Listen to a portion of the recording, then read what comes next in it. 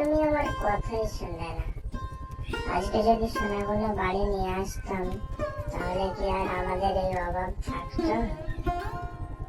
আরে বাবা ভোলা, লোকে একটা কথা বলে না, কপালে নেই ঘি তো ঠক ঠকালে হবে কি।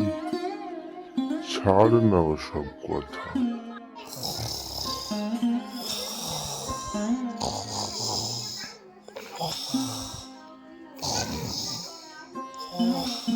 তারপর মাছি মনে দুঃখ আর অনেক ব্যথা নিয়ে রাত্রে ঘুমিয়ে পড়ল।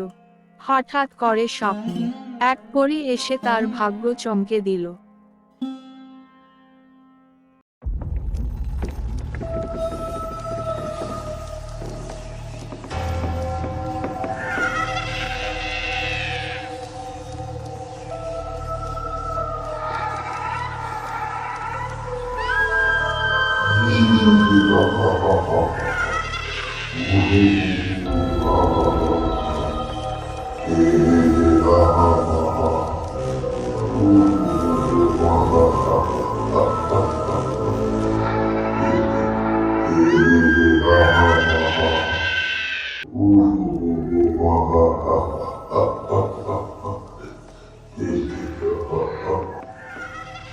কিরে দুঃখিনী বাচ্চা, কোথায় যাচ্ছিস একা একা?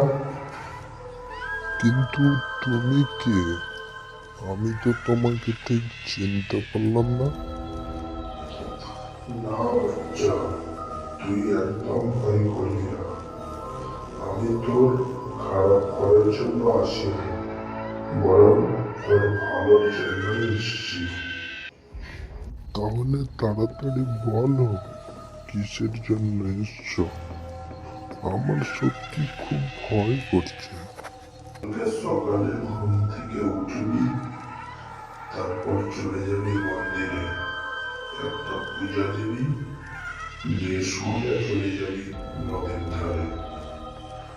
কিন্তু হ্যাঁ, জল স্পর্শ করবি না, আর কেউ যেন জানতে না পারে।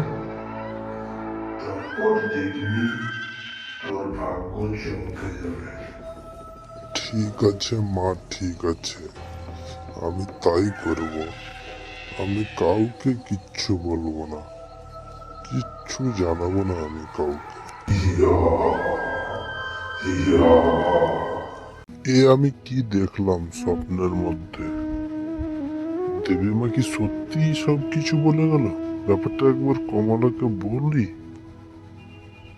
না থাক, দেবীমা তো আবার বারণ করেছে যেন কেউ জানতে না পারে।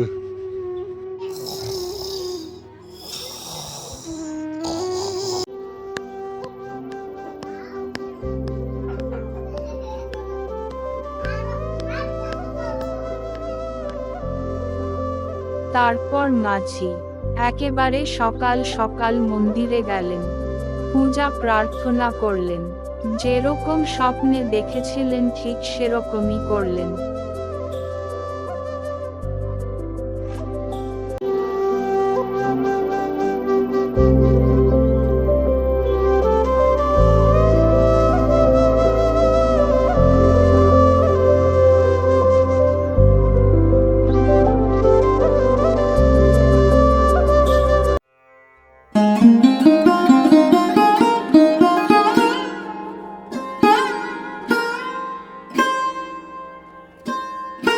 বাহ, সত্যি তো, দেবীমা যা যা বলেছিল সবই তো সত্যি।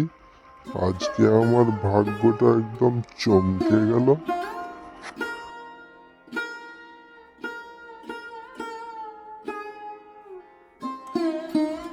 যাই, একটু ভালো করে ধুয়ে নি, সোনাটা একেবারে ময়লা হয়ে আছে।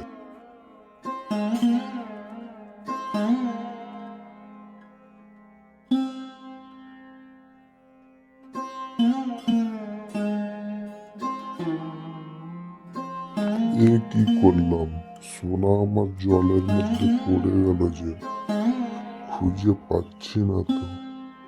কোথায় গেল, কোথায় গেল?